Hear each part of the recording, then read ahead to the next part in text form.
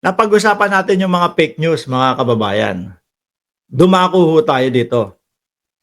Eto mga bossing, si Barbers palaban, no? Si Congressman Barbers.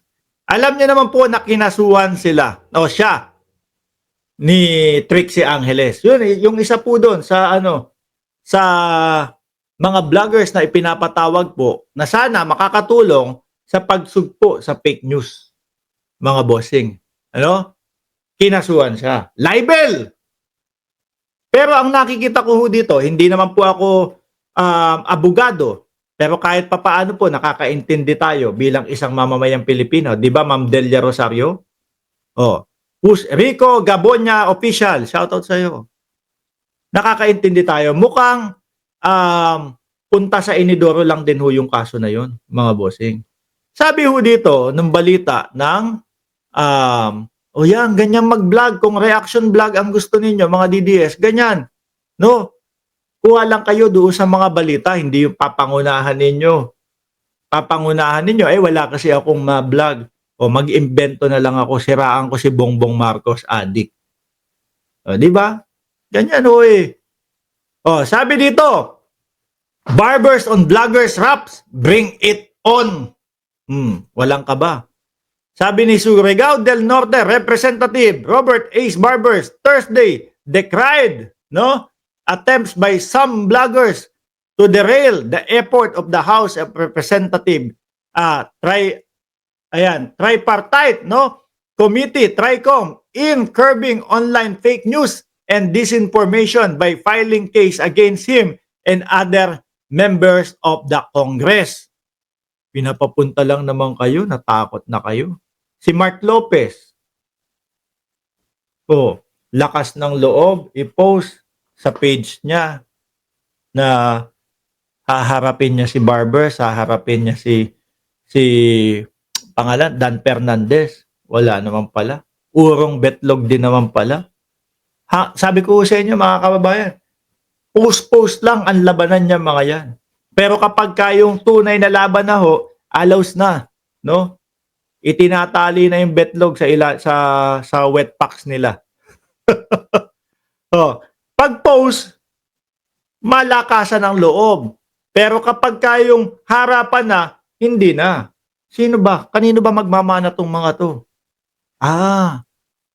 Doon pala sa dating Pangulo. No? Tara, duelo tayo. Pag kayong harapan na, di na pupunta. Di ba, Ma'am Brenda Barton at Just Vincent? Yung anak ng Pangulo, dating Pangulo, mananampal ng General Torre. Hindi din pala natuloy yun. Nagkaharap sila, pero hindi makatitig si Baste o hindi man lang makatingin si Baste kay General Torre. Kaya pala ganun yung mga vloggers nila. Matatapang ho na mga mag-vlog, matatapang through online, pero kapag kaharapan na, wala na, hindi na pumupunta. Di ba, Nori? Kabado na ho. Barbers, whose privileged speech prompted the creation of the TRICOM, said he welcomed the libel case filed against him over his tirade against narco-bloggers. Nung mga sinasabi po o nung binibigkas ni Congressman Barbers, etong mga to, mga bossing, yung narco-bloggers, no? Wala talaga akong marinig na, ikaw Trixie, isa ka sa narco-bloggers. Wala ho. No? Kumbaga parang naka-general lang eh. Wala akong narinig na pangalan o kung sino man. Kaya ako nasasabi na baka mamaya basura lang din ang punta nito. Dahil po wala naman po talagang ganun eh. Affected ka, tinamaan ka. So parang ganun lang ho ang dating mga bossing.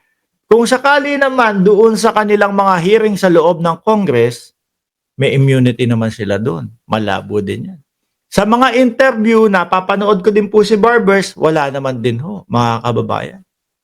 Takot lang ho talaga sila, na pumunta doon sa Kongreso at makipagtulungan na labanan ng fake news. O siguro ayaw nila na labanan yung fake news. Bakit to? Baka ganun talaga yung ginagawa nila. Kaya ayaw nilang matapos, ayaw nilang labanan.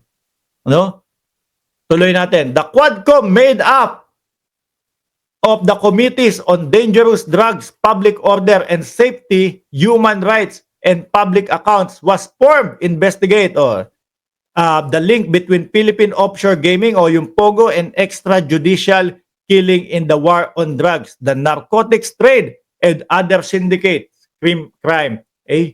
Pinagtatanggol nila si Roque, di ba? Si Roque, merong kinakaharap doon sa POGO, mga boss chief amo, sir. At bakit hindi mare-red flag si Roque dyan? Kagaya nga po nung sinabi natin, unang nakita doon sa POGO, papeles nila. Yung sila ay, ewan ko ba? Silang dalawa lalabas ni A.R. de la Serna, labas ng bansa. Imbis na si Mrs. ang gawing dahilan. Sama ko po yung Mrs. ko kasi meron po akong sakit na diabetes. Safe po kasi at feeling ko maayos ang aking kalagayan at wala akong stress kung kasama ko si Mrs. Tuturok sa akin ng insulin. Pero A.R. de la Serna ang kasama. Number 1 yun. Number 2, mga bank accounts doon sa loob ng POGO. Yan po base po yan doon sa mga hearing ng Kongreso. Pangatlo, mga kababayan, yung bahay nila Roque doon sa Benguet. Sinasabi nila hindi sila nakapangalan, pero korporasyon, PH2, mga bossing. PH2 ang pangalan. Pero kung sino po yung mga nakapaloob doon sa korporasyon, sila lang din po. Sila Roque lang din po, mga bossing. Tingin ko, para ma-resolba itong problema nitong mga vloggers na ito, harapin nila si Barbers. Harapin nila yung Kongreso. Kumbaga, ang sagot naman po sa problema yung mismong talagang rekta mong sasagutin yung problema. Hindi yung may problema ka dito, tapos doon ka pupunta, doon mo hahanapin yung kasagutan. Mali yun. Hindi mareresolba ang problema mo nun. Kung nasaan yung problema, doon mo puntahan at doon mo isolve. Ganun ang tamang pag-solve ng problema. Di ba? Kaso, pinapatawag lang sila para po, kumbaga, matapos yung problema ng Pilipinas sa fake news. Nag-aalpasa na po sila. Kung saan sila pumupunta. Yung iba, yung karamihan sa kanila, sa Supreme Court pumunta. Paano mo susolbahin? Di pinahalata nyo lang sa mamamayang Pilipino na baka kayo yung gumagawa ng fake news. Kaya hindi kayo makaharap ng rektahan dito sa mga tao nito. Ang ano pa nila, mumurahin nyo kami. Tapos pagka pinapatawag na namin kayo, hindi kayo makaharap. Pangit nga naman ho. Ang tawag doon, tapang na pang-vlog lang. Pagdating po sa harapan na, wala na po, mga kababayan. Kumbaga, pang-sindak lang ho sila. Hindi po kayang humarap ng harapan. Yan po, mga kababayan. Nako, may 1 minuto tayo para sa shoutout. Mabilisan no? Shoutout ko na kayong lahat dyan. Nandiyan si Champ Oleb. Nandiyan si Leo Glenn Tumala. Si Roel Perez. Evangeline Coley. Si Ma'am Brenda Barton. Si Lourdes Diga. Sino pa? Si Aaron Beans. Isama mo, sir, yung huhukayin si Apo Lakay sa libingan para ihagi sa West Philippine Sea. So sad. Si Steve, paano babasahin to? Baleo Tugnaw. Sir, mas gusto ko pa tumakbo si Congressman Marcos.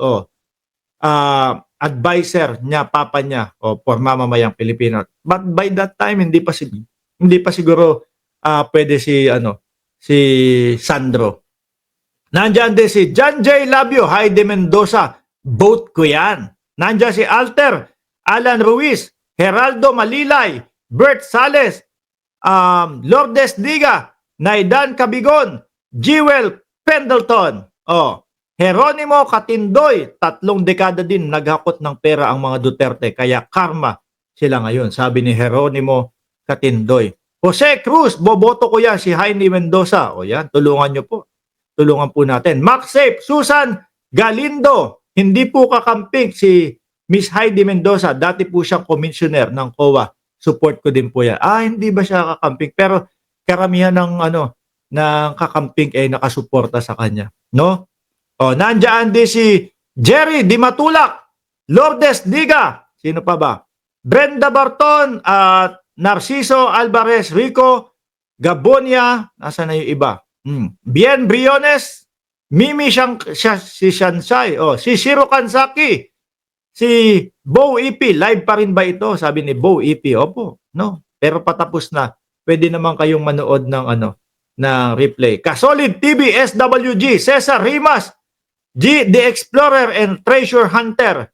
Sino pa? Si Jordan, nagpapa-shoutout pa. Araw-araw ko nakausap. Si Sir Someday, nandyan. Si Cesar Rimas, at Noli Binyesa. Maraming salamat po and God bless po sa ating